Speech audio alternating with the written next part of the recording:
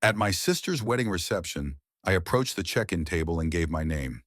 The staff exchanged puzzled looks. "I'm sorry, but your name isn't on the guest list." Stunned, I turned to my mother for an explanation. She just smirked. "Did you honestly think you were invited?" "We don't let strangers in." I kept my expression steady. "Then I'll act like a stranger," I said quietly and turned to leave. But during the ceremony, something unexpected happened. My mom's phone kept buzzing nonstop. "My name is Julia Bennett. I'm a nurse working at a general hospital in the northern part of Chicago. From the hospital windows, the city reveals a different face with every season. Out of them all, winter is my favorite. When the snow blankets everything in white, it feels like the world softens a bit, becomes just a touch more gentle. Today, after a grueling 12-hour shift, I dragged my exhausted body home to my apartment. The moment I stepped inside, I was greeted by a small shelf where my father's photo rests. He passed away 5 years ago from lung cancer.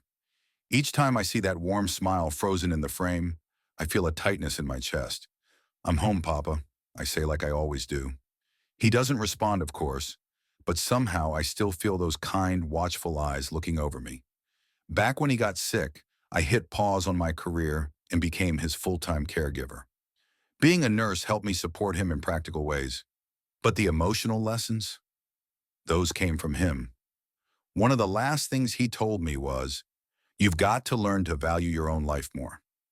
Looking back now, I think he understood me better than anyone ever has. I opened the fridge, grabbed last night's leftovers, and tossed them in the microwave. It's nothing fancy, but it'll do for dinner tonight.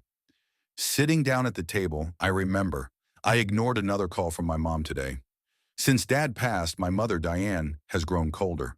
Her criticism toward me has only gotten sharper.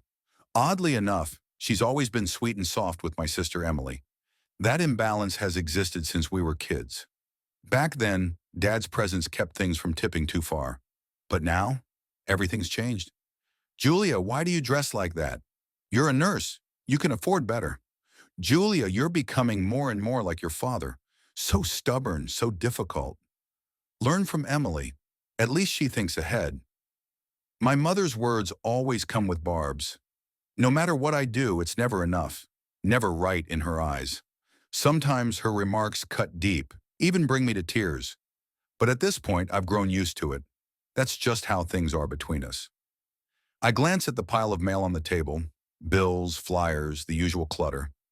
A small part of me hoped for a letter from Emily. But no, nothing from her. Lately, she's barely been in touch. Emily graduated from law school and now works at one of the city's top law firms. A large chunk of her college expenses was covered by our father's life insurance and my own savings. I chose her future over my own. I stepped back so she could step forward, and I don't regret it. I've always wanted the best for Emily, and now she's living the life I imagined for her. A few months back, I found out she got engaged to Brandon Carter, a fellow attorney at her firm. I didn't hear it from her directly, of course. It came through one of Mother's casual phone calls. "Emily's engaged to Brandon," she said. "Isn't it wonderful? He's from a top university, very promising, the first real success in our family." Her words carried a clear subtext. "Not you. I'm just a nurse." In her eyes, that doesn't count as success. Since the engagement, I've heard that wedding planning is in full swing, but I haven't received an invitation.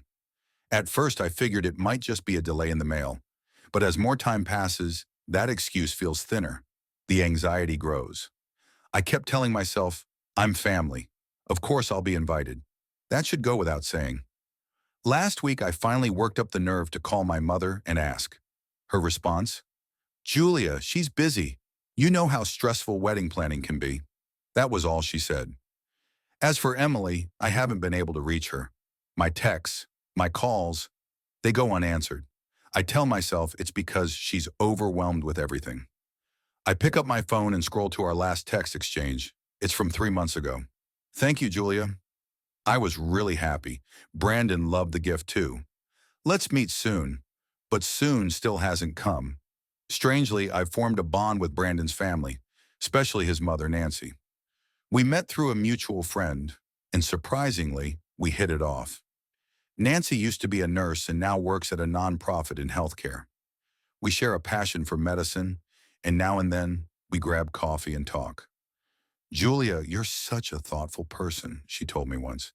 Emily always says she's proud of you. I was caught off guard. So Emily does mention me, I thought, and at least she says kind things. That brought a small comfort. After finishing dinner and taking a long shower, I started getting ready for the next day. Tomorrow's rare, I actually have the day off. No particular plans, but I'm looking forward to resting. As I laid in bed, my thoughts wandered back to the wedding. It's just a few weeks away now. Is there still time to be invited? Should I go ahead and buy a dress? What kind of gift should I bring? What would Emily need? With those thoughts circling in my head, I slowly drifted off to sleep. The morning of the wedding came, and I woke up early. Sunlight filtered through the curtains, painting the room in a soft shade of orange. Today is Emily's big day, her special moment. The invitation never came. Still, I held on to the belief that, as family, I would be there, because of course I would. That's what I told myself, again and again. I opened my closet and gently took out the pastel blue dress I'd bought just last month, specifically for today. It wasn't anything extravagant, but for someone who lives modestly like me, it felt like a small splurge. The color reminded me of my father. It was always his favorite. Standing in front of the mirror, I pinned my hair up with care, brushing down loose strands until I looked presentable. I clipped on a pair of pearl earrings, keepsakes from Dad. The outfit was simple, but it had a quiet elegance to it. At least today, you look half decent. The voice in my head wasn't my own. It was my mother's, echoing from 100 past criticisms. But today, of all days, I wanted to silence that voice. I wanted to prove it wrong. On my bed sat a carefully wrapped gift for Emily. It was a blanket I had hand-knit over the past 2 months. White, with delicate blue flowers stitched into the fabric. Each loop of yarn carried a wish for her happiness and peace. The design was inspired by a story my mother used to tell, that Dad had once proposed to her with a similar handmade blanket. It was one of the rare sweet memories she shared about their relationship. And for once, I wanted to echo something beautiful from our past. I wrapped the gift carefully and tied it with a satin ribbon. On the card, I simply wrote, "Wishing you eternal happiness. Sometimes a few honest words are more powerful than long speeches." With everything prepared, I called a cab and headed downtown to the Windsor Hotel. As we drove through the streets of Chicago, I watched the city move in its usual rhythm. But inside me, a storm of emotions brewed. Hope, nervousness, a pinch of excitement, and the aching question that never left. Why hadn't I been invited? "We've arrived. Windsor Hotel," the driver said. "Thank you," I murmured, paid the fare, and stepped out into the world Emily had chosen for her wedding day. Inside, the hotel lobby was breathtaking. Marble floors gleamed under enormous chandeliers, and elegant floral arrangements lined the space with care.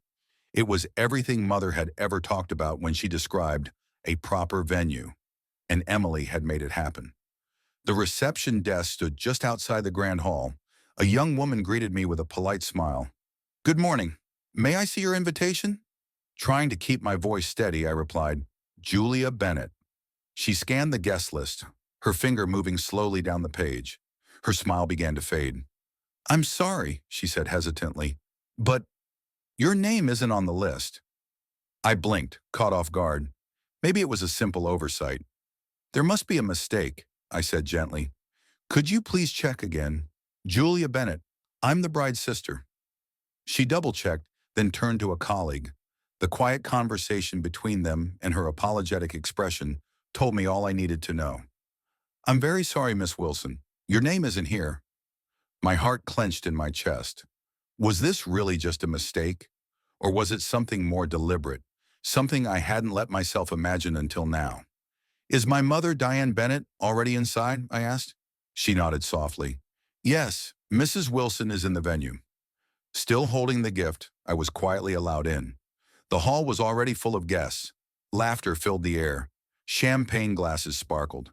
I scanned the crowd, searching for one familiar face, my mother. And there she was, smiling, laughing, her hand wrapped casually around a champagne flute. She looked radiant, social, as though everything in her world was perfectly in place. I walked toward her slowly, my heartbeat hammering in my ears. She saw me and briefly froze, her expression slipping before she recovered and smiled again at those around her, gracefully wrapping up the conversation. I leaned in close and spoke quietly. They said my name wasn't on the guest list. Is that true? She gave me a once-over, eyes lingering on my dress, then smiled, coldly. That same familiar look of disdain flickered in her eyes. There's no mistake, she said, her voice low and calculated. Did you actually think you were invited? We don't allow outsiders here. The words sliced deeper than I expected. I thought I had braced myself for anything, but I hadn't prepared for this kind of pain. Even if our relationship was fractured, I never believed I'd be excluded on a day like today. What about Emily? I asked, my voice trembling. Doesn't she want me here either? Emily is starting a new life, she replied, sharp and bitter. She doesn't need reminders of failure standing in the way. Her words were like needles, cruel and precise. And then, from across the room, I noticed someone else watching. Nancy Carter, Brandon's mother. Her expression showed surprise, maybe even dismay. She had clearly overheard. I drew in a breath, steadied my voice, and pushed the pain deep down. I wouldn't cry, not in front of her. I wouldn't give her that satisfaction. I see, I said softly, but with resolve. Then I'll live as an outsider too. And with that, I placed Emily's gift gently on the table and walked away. This is for Emily, I said, placing the gift down gently. Would you mind giving it to her? That is, if it's not too much trouble? As I turned to leave, I felt a soft hand on my arm. Nancy. Julia, wait, she said, her voice laced with concern. What's going on? Emily told me she wanted you here. She was talking about you just last week. Her words stunned me. Confusion settled in. Nancy's warmth and sincerity clashed violently with Diane's cold rejection. Two completely different realities. How was I supposed to know which one was true? Nancy, this is a family issue, Diane interjected, her tone sharp and final. Please stay out of it. I held up a hand to stop Nancy from replying. It's all right, I said gently. Today is my sister's big day. I don't want to cause any scene. Nancy looked like she had more to say, but I gave her a small smile, squeezed her hand, and said softly, Thank you. Then I walked out. Outside, the sky was a bright, cloudless blue, but inside my heart was storming. I flagged down a taxi. Take me home, I whispered. The driver glanced at me through the rearview mirror, noticed the tears I was holding back, and simply nodded without asking a single question. Meanwhile, inside the venue, the ceremony was about to begin. Music drifted through the hall. Guests were finding their seats. The air buzzed with anticipation. Then, Diane's phone started to ring. She ignored it at first, hoping it would stop, but it kept buzzing, insistent and unrelenting. With a strained smile to those around her, she excused herself and stepped outside.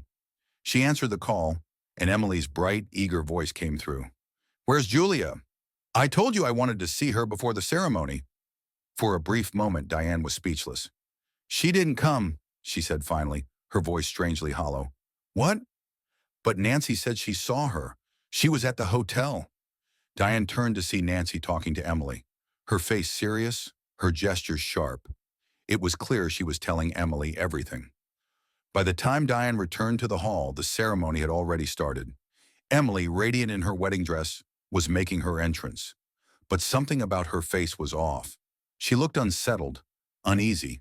The priest's voice echoed through the space, but Emily wasn't listening. Suddenly, she turned and scanned the room. Where's Julia? She asked aloud. Her question brought the room to a standstill. Her tone carried confusion and urgency, and despite the elegance of her dress and makeup, the distress in her eyes was unmistakable. Brandon, standing at the altar, looked bewildered. Kate, what's wrong? He asked softly. Let's keep going. But Emily shook her head. Number Julia's not here. My sister's not here. A wave of whispers spread through the guests like ripples in water. The priest faltered, unsure what to do next. Then Nancy stood. Her face was stern, her stance unwavering. Emily, she began, measuring every word. Julia was here. She paused, then glanced at Diane before continuing. But she left. What do you mean? Emily asked, her voice cracking. Nancy inhaled slowly. She was told her name wasn't on the list. She was turned away.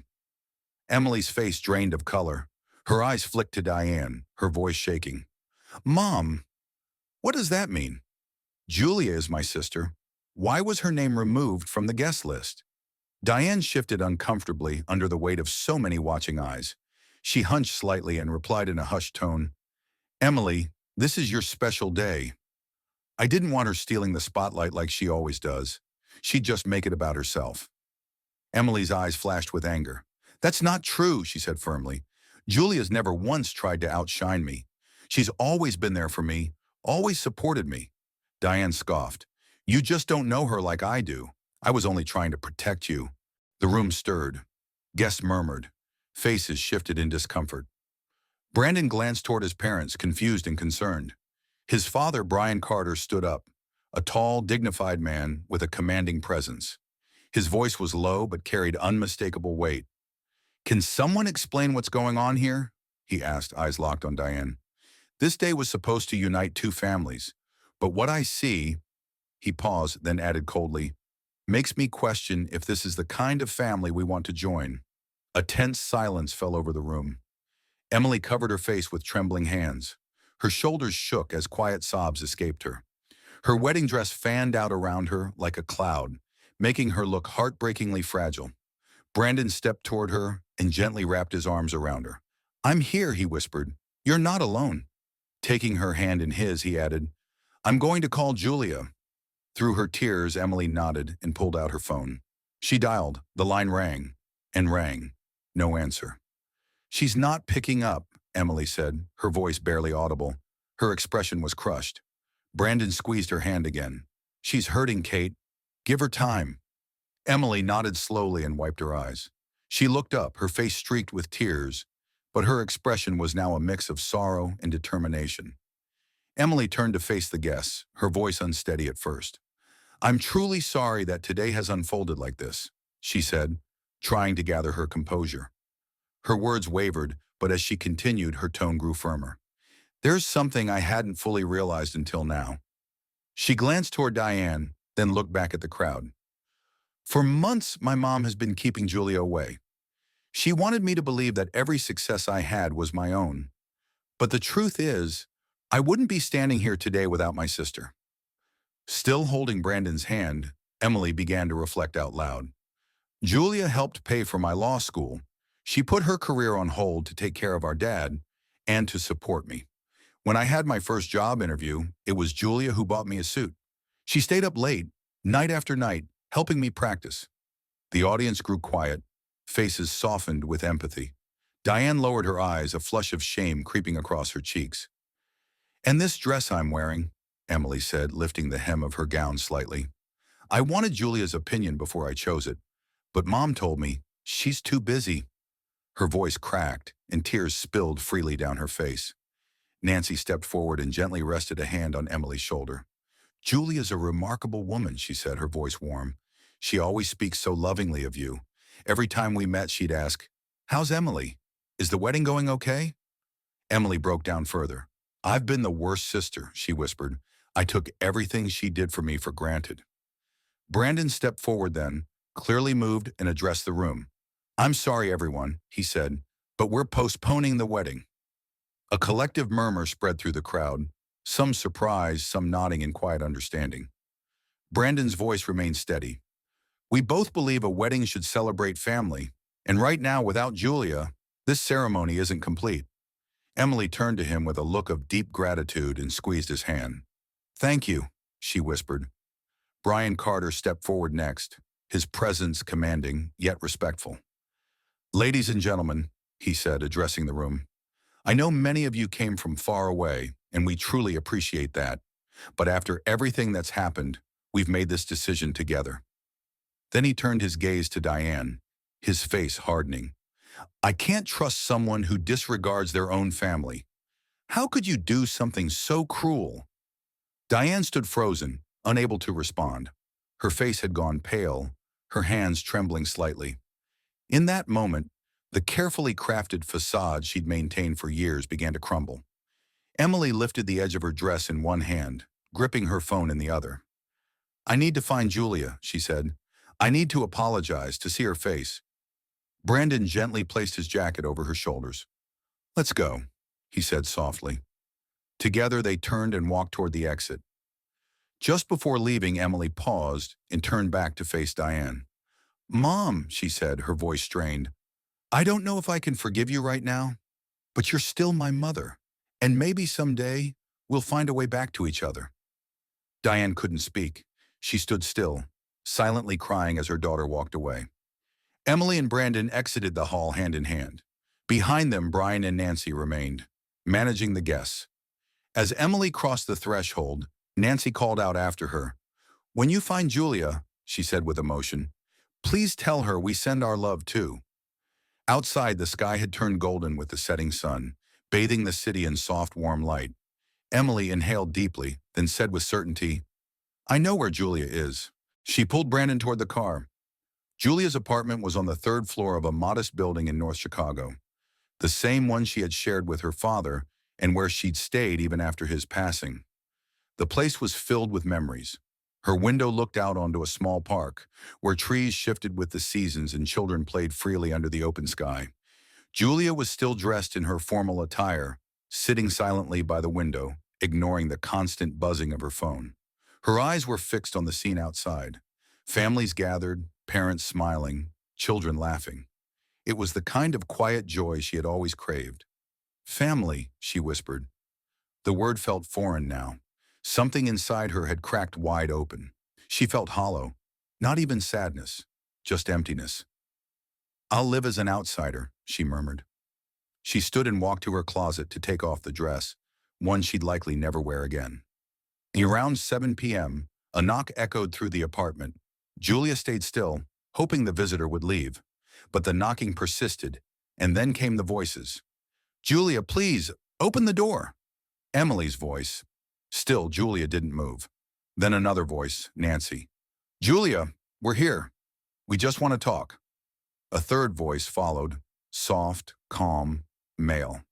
"Julia, we understand how you feel, but please let us in." Brandon. Cautiously, Julia approached the door.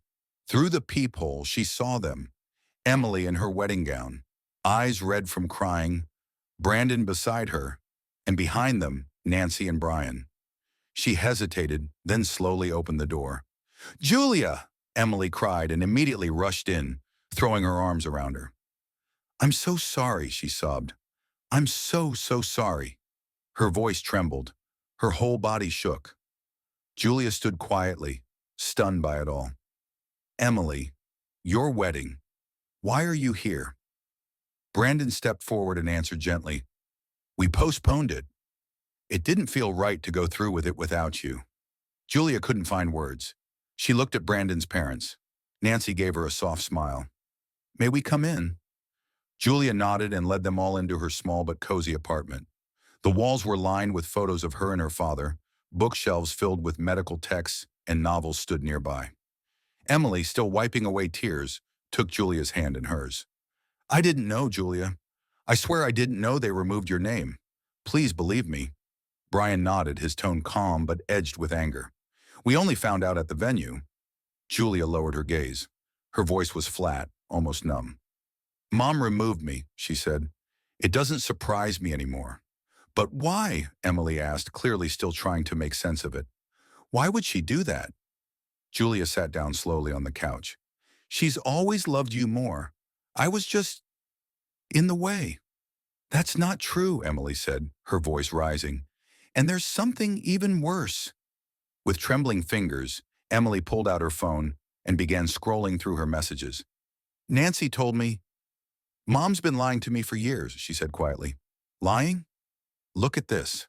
She handed the phone to Julia. On the screen were text messages from Diane, some dating back 2 years. "Julia says she can't make it to your graduation. She's too busy. Don't worry, we'll celebrate, just us." Julia's eyes widened. "That's not true. I requested the day off. I was told you didn't want me there." Emily showed another message. "Nothing from Julia for your birthday again. I guess she's too caught up in her own life." Julia's voice cracked. I sent you something every single year. I even asked Mom to deliver them personally. Nancy chimed in gently.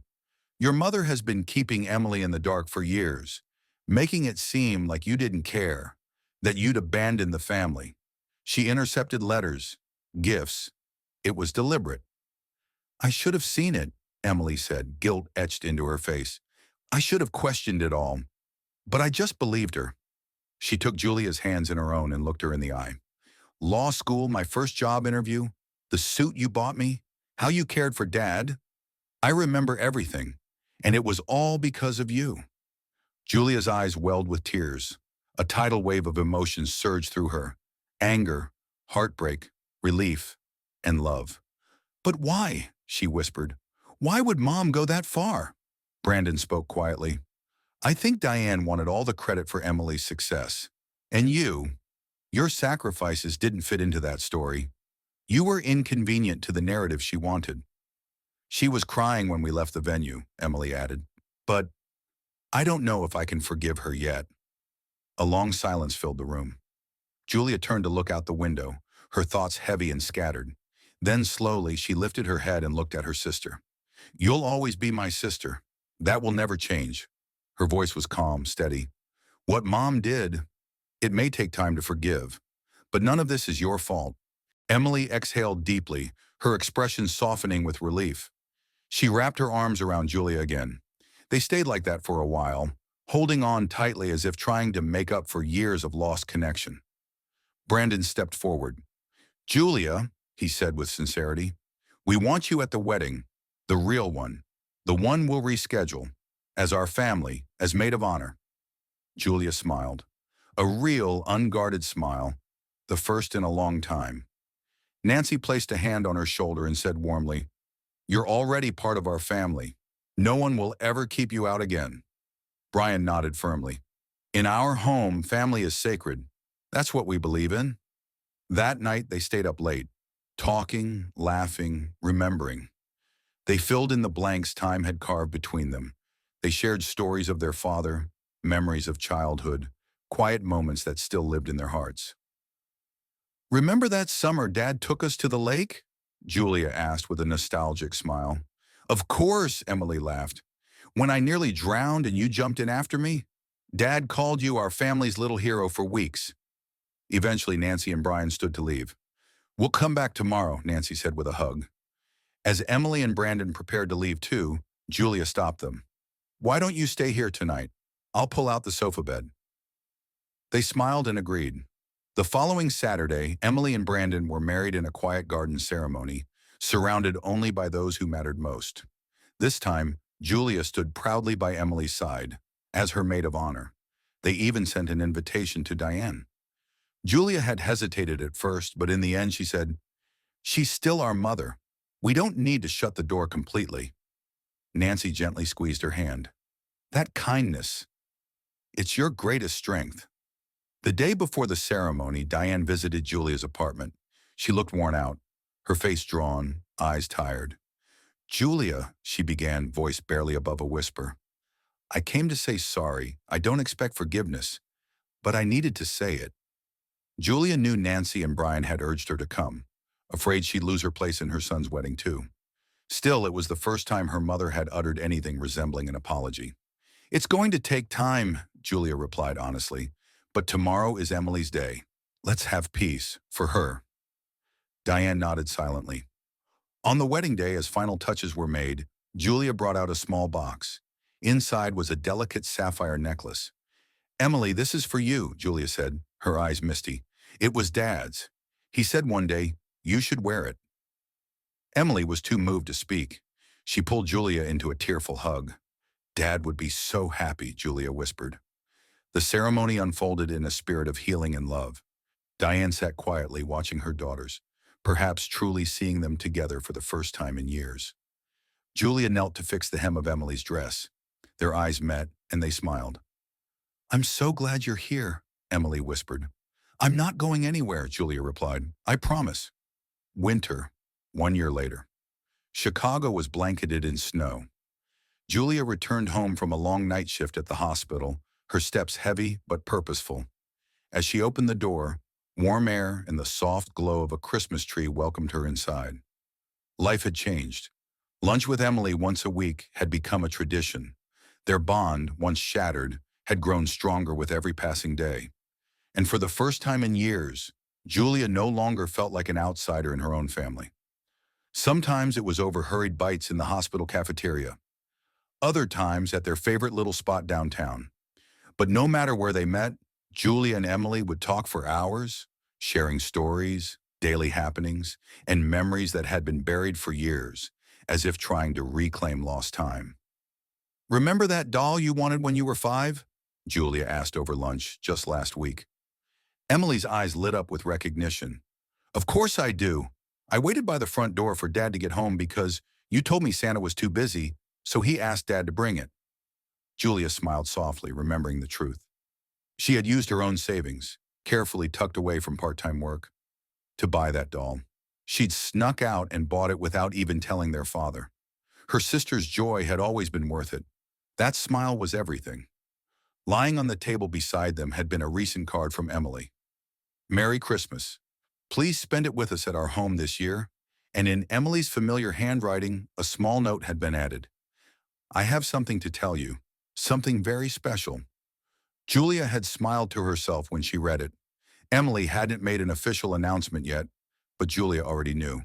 She had picked up on the subtle glow in her sister's face, the way Emily's hand instinctively rested over her stomach during conversations. Julia had been a nurse long enough to know that kind of intuition, and a sister long enough to feel it in her heart. Meanwhile, her relationship with their mother, Diane, remained complicated. Since the wedding, Diane had pulled away from the rest of the family.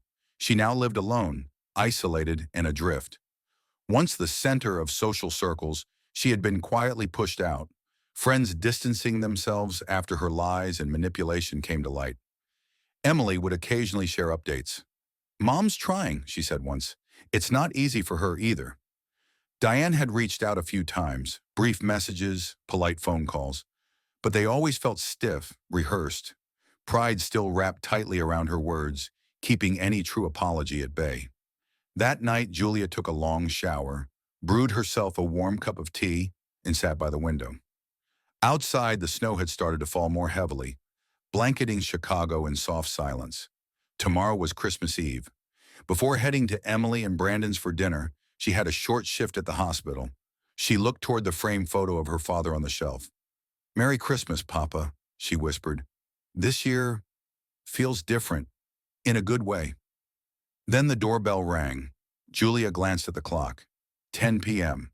She wasn't expecting anyone. Peering through the peephole, she froze.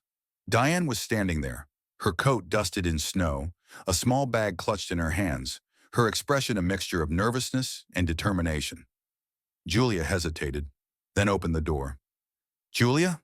Diane said softly. Her voice was shaky, uncertain. "Do you have a minute to talk?" Julia studied her for a moment, then stepped aside. "Come in. You must be freezing." Diane entered quietly, brushing snow off her coat. The woman who once carried herself with unwavering poise now looked tired, older, more human. Julia took her coat and led her to the living room. "Would you like some tea?" "Yes, thank you," Diane replied, almost in a whisper. They drank in silence for a while. Outside, the snow continued its quiet descent, casting white light across the window panes. Diane opened her mouth a few times, but no words came. Finally, she took a deep breath and spoke. "Julia, I was a terrible mother." Her voice cracked. "I'm truly sorry for the pain I caused you." Tears began forming in her eyes. "For so long, I convinced myself I was right. I made excuses, blamed other people." Julia remained still, listening quietly. "You always gave so much. You took care of your father. You helped Emily go to school. You did more for this family than I ever did." Diane's voice faltered, trembling with guilt. "But I didn't want to face that truth. Admitting it meant admitting that I had failed.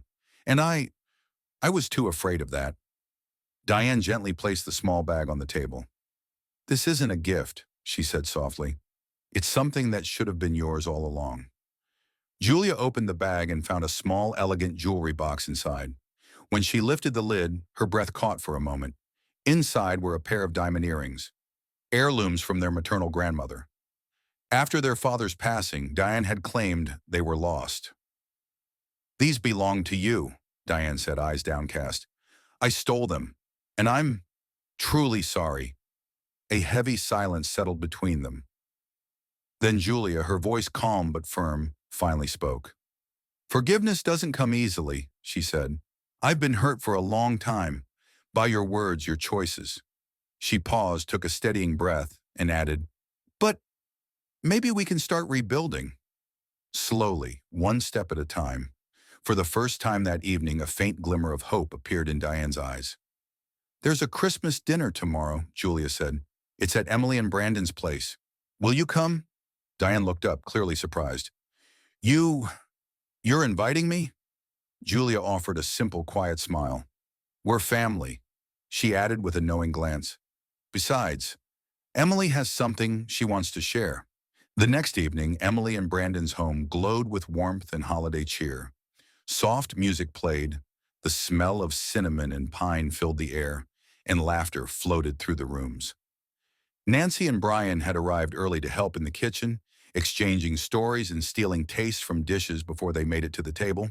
When Julia walked through the door, Emily came rushing out to greet her, arms open. "Julia, you made it!" "Of course I did," Julia laughed, hugging her. "Oh, and Mom is coming too," she added gently.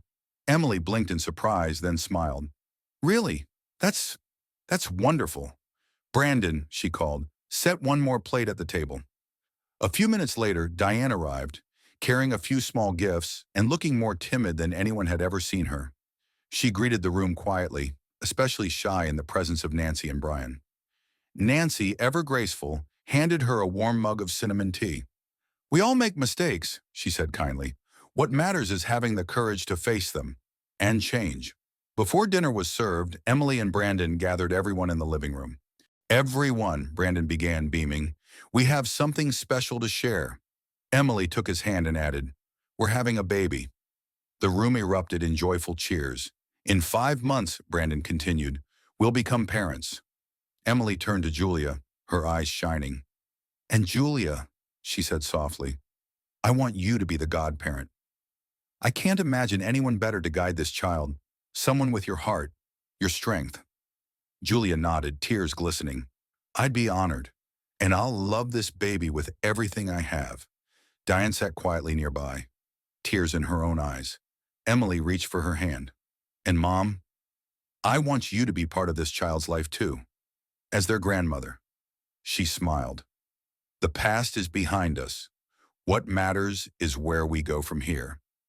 Later that evening, after the dishes were cleared and laughter filled the room, Julia stood alone by the window. Outside, snowflakes danced softly in the light. Diane walked up beside her. "What a beautiful family," she whispered. "It's because of you, Julia. Your kindness, your patience. That's what brought everyone back together." Julia smiled gently. "It's because of all of us," she replied. "Family doesn't happen because of one person. It's something we create together." In that moment, something inside Diane shifted.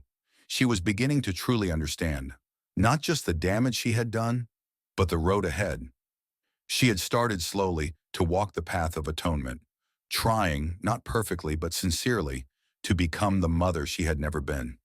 Later that night, the whole family gathered in front of the fireplace for a photo. As the camera clicked, Julia looked up at the ceiling, then closed her eyes. "Can you see us, Papa? We found our way back to each other. It's different than before, but it's real. We're a family again." Outside, the snow kept falling, silent, steady, and beautiful.